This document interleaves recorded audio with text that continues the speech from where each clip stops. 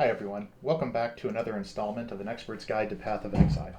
So last time we had just arrived in Act 3 here in the town, and we are now going to head out to try and save Clarissa's boyfriend. So somebody we just met, we already saved her life. It stands to reason that she would immediately command us to go save this guy we've never met. So let's do that. You see the town is in bad shape. We don't know exactly what happened. Here's a mana flask. I could use that, actually. Oh, here's a sewer. Now, anytime you see a sewer grating, it's wise to try and enter. Can't do it now. So we're going to need a key. Here's some graffiti on the wall. The Monkey King has built his throne on your back. A throne of gold and gems, Yeah, apparently polished with blood and tears. There's a bunch of words. It doesn't look like it. But... All right, I'll just stop that. Okay. All right, so looking for the way to the crematorium. And Tolman may be there, and I assume he is well. They are probably holding him hostage. But you don't harm the hostages because then they are of no use. So let's see here.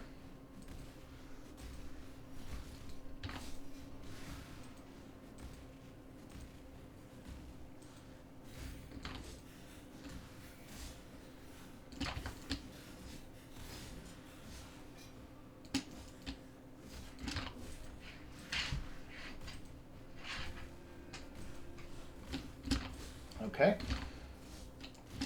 So giant insects roam the land. All of these shacks are in bad shape. No sign of any people. The city is not in good condition. Right? There's another ghost. We're just going to skip it because they so rarely enter other beings. It's a bit unkind to wish that upon others, but all right, here we are. Aha, an orange door. The crematorium.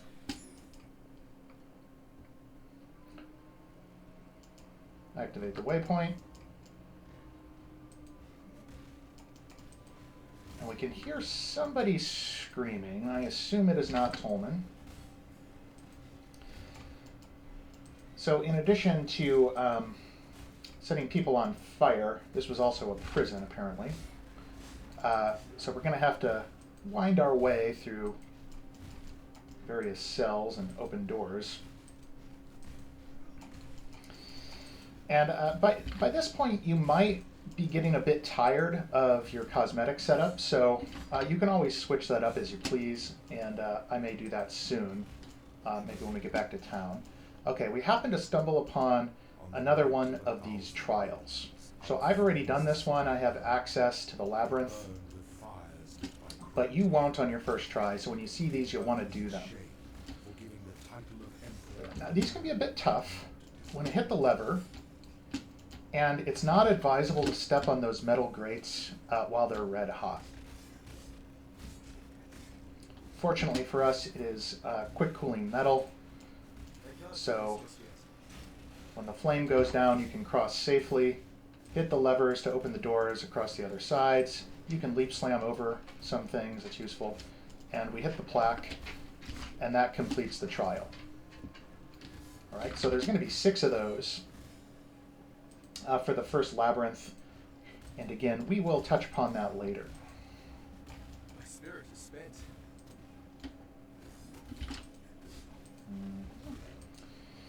All right, so continue our way through prison.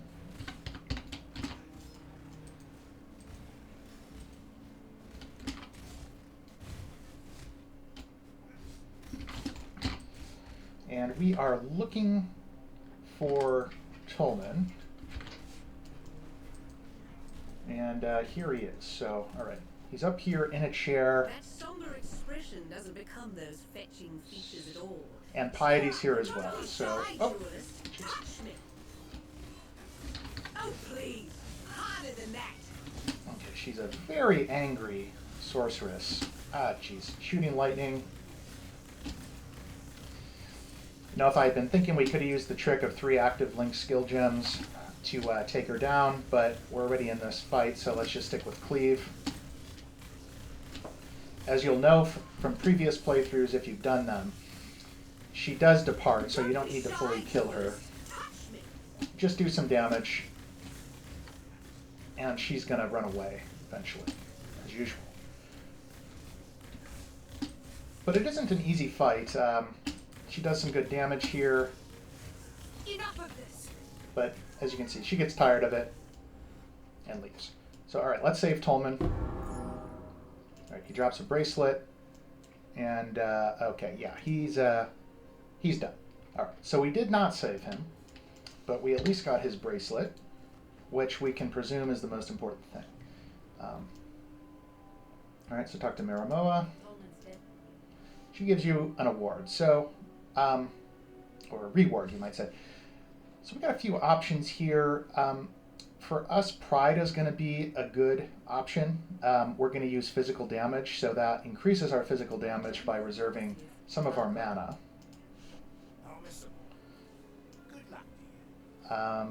Talk to Clarissa here. She's sad, but gives us a key to the sewers, so we can enter that. Now, Clarissa is the one who sells skill gems in this act. I don't think right now we need anything. Well, vulnerability is a useful curse for us, so I'll pick that up, and we'll use it later. Talk to Grigor, he'll give you some quests. And there we are. So, not in bad shape. We're going to head up this way, back out to the slums, and now we are going to be able to open that sewer grate that we stumbled upon earlier. And so as I recall, the zone is still open, so the grate's in the same place, right up here. Use the key, enter the sewers. It just makes sense, right? So now Hargan is one of the guys back in Act 3, as I said, one of the most upstanding members of that community. He gives us a task to search for pieces of art down here. So some special art was stashed in this area. Here's a Valside area. I'm in a rush, I'm going to skip it, but you shouldn't. So we're on the lookout for these 3 pieces of art. If we find them, which is no guarantee, by the way, we can return to Hargan, and he'll give us some sort of reward for that. He's something of an art dealer, you might say. Here's the first one. Okay, the bust of Gaia Centauri. That should be worth something. I head down here, see if there's another work up this way. No, there isn't. Dead end, so we're going to continue through, but I'll first kill these zombie guys.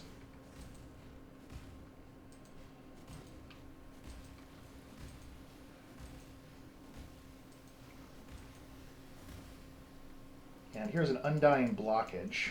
Doesn't look good. We can't do anything about it at the moment. Grab the sewer waypoint. Why is one down here? Okay, here's another stash. Kill the blue guys. Open the stash. Ah, the bust of Hector Titucius. Also highly valued. There's one more to go. Could be anywhere in the sewers, but they will all 3 be down here somewhere. While we're here, we might as well get them all.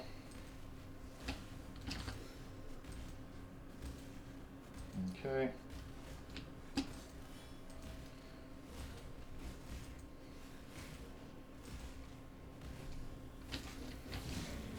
can be a bit dangerous leap slamming through a tight area like this. You can get stuck on walls, and sometimes you don't move where you think you're going to move. You get better with it over time, but it can be a bit finicky at first. Here's our 3rd and final stash. We click that. The bust of Marcius Lioni. All right, so now we got all 3. I'm just going to finish this zone head on through to the end, activate the next waypoint. Oh, here's another hideout that you can unlock. I already have it. The Undercity hideout, not my favorite, but certainly worth collecting if you don't have it yet. Orb of Chance. Great.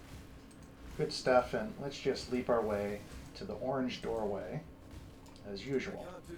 So this opens the marketplace. We're going to be looking for our waypoint, and it'll usually be fairly close to the entrance here, so the start of the zone. Perhaps up this way. As you can see, the market is not in good condition either. Something very bad happened here. It's hinted at in the lore. If you want to read the various bits that are spread around on clickable objects, you can. Here's our waypoint, so that's good. Gonna head back to town. Now this is a statue, bit of a mini boss. I'm gonna go ahead and kill him. Marcus the Defaced.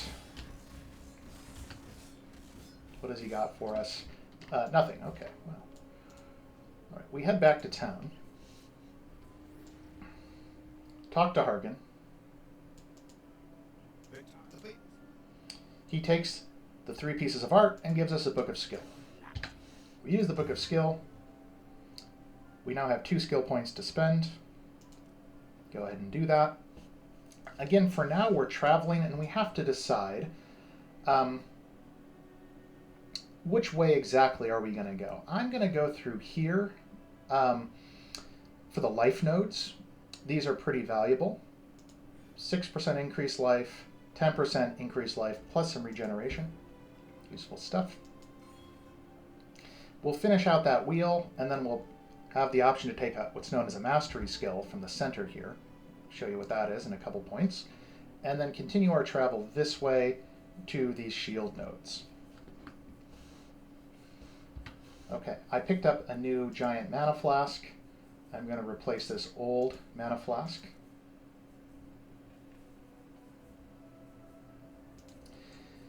And I'm also going to socket Pride into our build here. So I'm going to remove Blood and Sand, put Pride here, and that'll give us some more damage on our physical attacks. So that quest for Hargan was just a side quest, so new developments here. I don't believe Marissa has any new skill gems. She doesn't.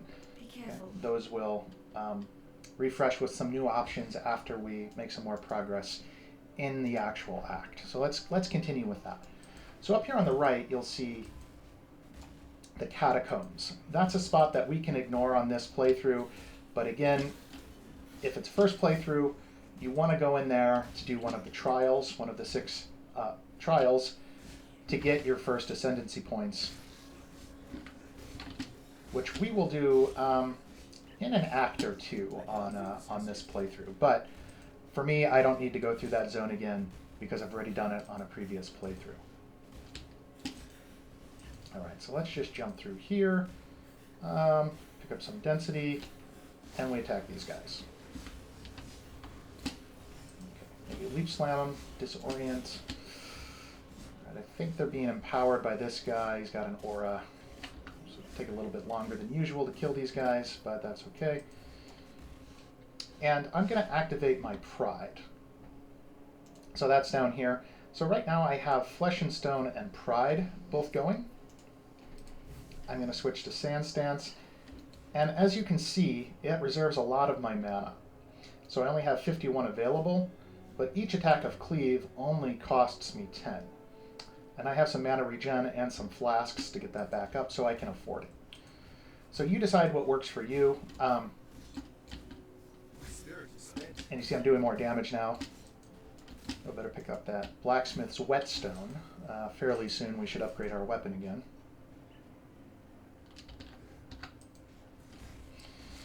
So you decide what's comfortable for you. This is cutting it a bit close on available mana. If that doesn't work for you, if you find yourself running out, because Leap Slam, for example, still uses it, so you might run out through that, then you might want to deactivate one of your auras, probably Flesh and Stone at this stage. But I think I'm going to be able to make it work this time. All right, so we've now reached a new area. More of Piety's friends are here, the soldiers from our hometown.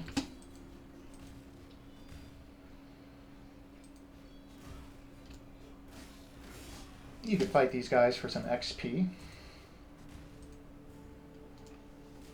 Or skip them.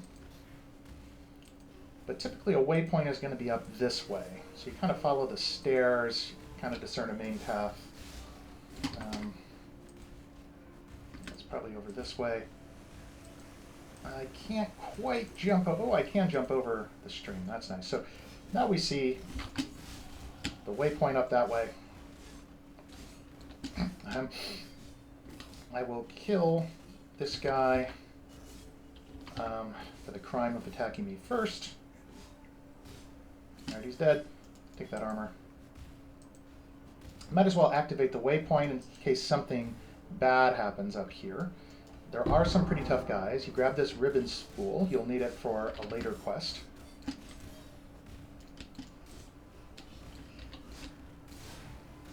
And usually there's some kind of mini-boss. There he is, Captain Aurelianus. What a name. Okay. So possibly one of Piety's new boyfriends, but we've killed him already. You don't have to, but fighting mini-bosses is never a bad idea. They can drop some good stuff and give you good experience and XP alike. Alright, so we keep fighting. And the story continues by heading upwards, so that's what you're going to want to do eventually. But you can actually speed things along a bit by finding the next zone, the docks, over this way. So we're going to head out here because we're going to need to do it eventually anyway. It's a bit more convenient to do it your first time through that area. But it's up to you. We're being pretty efficient with our time and our leveling here, so you probably won't be going this fast. So you decide, for you, how important time efficiency is. Shaving off a couple minutes here and there doesn't really matter for most people, but if you care about it, then you want to hit this zone on the way rather than waiting. Okay, there was a mini-boss, but that guy is very dangerous. He's killed me too many times. Blue tornado guy. I'm going to ignore him. And we are looking, well, first for this shrine. You might as well grab it. Use some electric damage. These fools. But what we're looking for is a special cart that's going to be at the end of one of these pathways. And you just have to try and guess. You might get lucky and find it on your first attempt. I did not. Okay, it wasn't down there, so we'll go a different way. There's a giant life flask. Pick it up. And we've at least found a waypoint.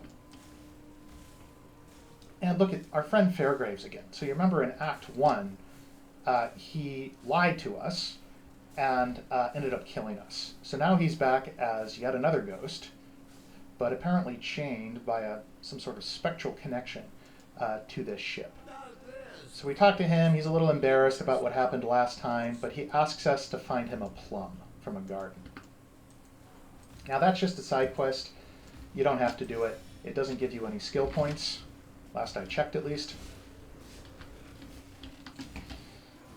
We may or may not do it on this run through just for fun, because it is a pretty fun one, right? So, looking for a royal plum for a ghost pirate. Hard to pass that up. But believe it or not, some people do on subsequent playthroughs because they value that efficiency so highly. But again, we've been so efficient on this playthrough, we can afford to put that off and maybe do it later without taking too much of a hit to our progress. All right. So what I could have done was, instead of walking back through that area, we could have just portaled back to town and then come back to the waypoint in this area. Would have saved a few seconds. Again, it's up to you if you want to do that. But the next thing is we're going to head up here, fight these animated ribbons and find the entrance to the Solaris Temple. Now this is a bit odd, right? The place is in good shape. It seems there's glory in the old empire yet. So whoever lives here has been engaged in some housekeeping over the past 100 or so years. And yet it's full of these animated, personified, perhaps, ribbons. One of them got possessed by a ghost. All right. Okay, so let's kill that. Bash with sword. Pick up portal scroll. Another one. Level up our gems. And we're looking for a waypoint. Okay, here's a strong box. We open that. We did not get frozen, luckily. The main cause of death in this game. Orb of Alchemy. Amazing. My spirit is spent. All right. So we found a waypoint. At this point, you can return to town if you want, or continue through that zone. I have some stuff to sell, so I'm going to do that. I'm going to sell this quiver. I don't use a bow and arrow, so no need for it. I'll sell this for a chromatic orb. Remember, linked red, green, and blue gets you the chromatic orb. And I'm going to identify this armor and this flask. Armor's not great. I'm going to stay with my 3-link here. I'm going to sell that old life flask and use the new one. All right. Let's take that life node. Equip our life flask. And we're in pretty good shape here. So we have the ribbon spool. We're going to head back to the Solaris Temple, but there's quite a shocking meeting with a certain character that we will reach in a few minutes from this point. So I'm going to wait for the next installment, and we're going to take a look at that then when we're nice and rested, ready to deal with it. There are some troubling revelations, let's just say. So get ready for that next time. Steel yourself. Hope you learned something, and I'll see you then.